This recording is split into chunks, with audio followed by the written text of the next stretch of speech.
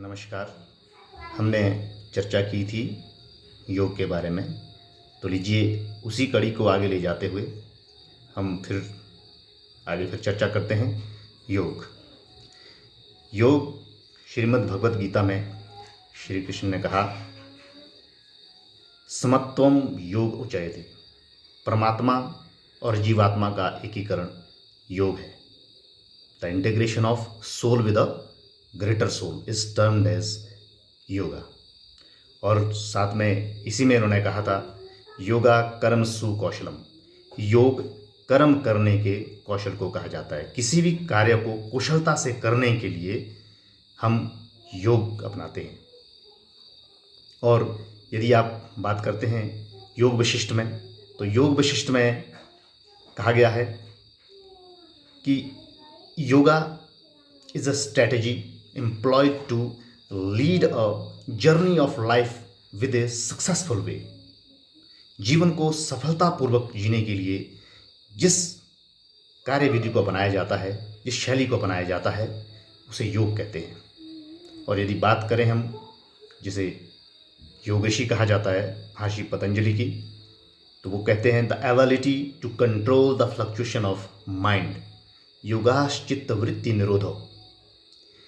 जो ये चित्त की वृत्तियां हैं, ये दो तरह की होती हैं, या तो क्लिष्ट होंगी या अक्लिष्ट होंगी। क्लिष्ट वृत्तियां वो होती हैं जो हमें क्लेश की तरफ ले जाती है, जो हमें, अध्यात्म की भाषा में कहा जाए तो जो हमें ईश्वर से दूर ले जाती है, मोक्ष से दूर ले जाती है, उन्हें क्लिष्ट वृत्तियां कहा जाता है। अक्लिष्ट वो होगी विपरीत, जो हमें ईश्वर से जोड़ती है, जो हम मोक्ष की तरफ ले जाती हैं, उन्हें अक्लिष्ट कहते हैं। यदि हम देखें मन की ये वृत्तियां, ये चित्त में वृत्तियां किस प्रकार से उठती हैं, जो रूप, रस, गंध, शब्द और स्पर्श, ये वजह है हमारे वृत्तियों के उठने का। तो ये 5 प्रकार की बताई गई है। नंबर 1 प्रमाण, दूसरा विपर्य, तीसरा विकल्प, चौथा निद्रा और 5वां स्मृति। प्रमाण माने वैलिड नॉलेज, और जिसे हम कहते हैं राइट कॉग्निशन। ये प्रमाण भी 3 प्रकार के होते हैं। एक हो गया प्रत्यक्ष, एक हो गया अनुमान, तीसरा हो गया आगम। प्रत्यक्ष में हम कहते हैं जो चीज़ हम प्रत्यक्ष देखकर जिससे हमें ज्ञान प्राप्त होता है, उसे प्रत्यक्ष वृत्ति कहा गया है। जैसे कि प्रत्यक्ष प्रमाण में यदि हम किसी स्थान पर बैठे हैं और हम सामने किसी पेड़ पौधे, नदी या पहाड़ों को देख रहे हैं, और हमें पूछा जाए कि आपने पहाड़ देखा, आपने नदी देखी, तो हम वो पूरे कॉन्फिडेंस के साथ कहेंगे हाँ, क्योंकि वो हमने प्रत्यक्ष देखा है, इसलिए उसका ज्ञान हमें प्रत्यक्ष रूप से हुआ है। वो है प्रत्यक्ष प्रमाण। दूसरा अनुमान।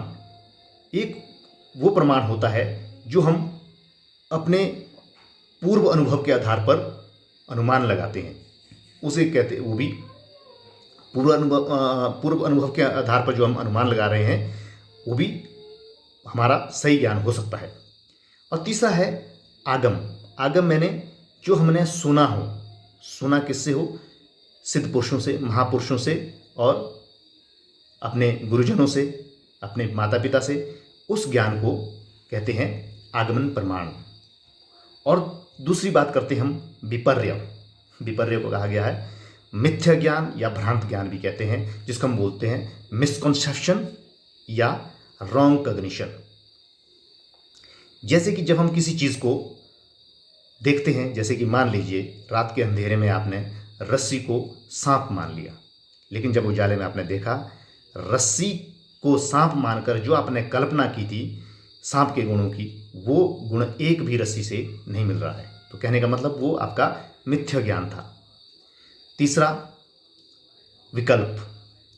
विकल्प जिसको हम बोलते हैं इमेजिनेशन, और कई बार हम इसको वर्बल कॉग्निशन भी बोलते हैं। वर्बल कॉग्निशन मतलब किसी के बोले जाने पर जो एक ज्ञान हमें होता है, वो मिक्स हो सकता है, वो आपका राइट भी हो सकता है, रॉन्ग भी हो सकता है। जैसे कि बात करते हैं खरगोश के सींग, आकाश का फूल, बातें बोली गई उससे हमने कल्पना के रूप में खुद जो अपने आप जो है अपने दिमाग में स्थापित कर दिया कि ऐसा होगा, तो वो उस वृत्ति को हम क्या बोलते हैं, विकल्प। चौथी है निद्रा। निद्रा वो अवस्था होती है, इसको तभी तो इसे बोला गया, एब्सेंस कॉग्निशन भी बोला गया है, जिसमें किसी का अभाव हो। क्योंकि हम जानते हैं, यदि हम थोड़ा सा इसके विषय में चर्चा करें कि हमारी जो मन में जो विकार है, गुण होते हैं हमारे, वो होते हैं सतोगुण, रजोगुण और तमोगुण। जो निद्रा है वो हमारे तमोगुण के कारण उस वक्त हमारा जो है हावी होता है, जो सतोगुण और रजोगुण जो है उस वक्त जो है निष्क्रिय होता है। तो इसलिए जो तमोगुण होता है वो अभाव का प्रतीक है, अंधकार का प्रतीक है। तो इसलिए जो ये निद्रा है की वृत्ति है, इसको अब्सेंस कॉग्निशन भी बोलते हैं। और पांचवी है स्मृति। स्मृति मैंने मेमोरी, जो हमारा पूर्व ज्ञान है, जो हमें उस पिछले ज्ञान को उसको संग्रहित करके उस ज्ञान के आधार पर हम कोई निर्णय, कोई ज्ञान अपने अंदर पैदा कर लेते हैं, उस ज्ञान को हम कहते हैं स्मृति, के कारण जो वृत्तियाँ उठ रही है। तो ये हमने 5 वृत्तियों की बात की, जिसमें प्रमाण, विपर्य, विकल्प, निद्रा और स्मृति। Right cognition, wrong cognition, verbal cognition, absence cognition and memory. तो उम्मीद करता हूँ कि और आपको इसमें बेहतर समझ आया होगा। धन्यवाद।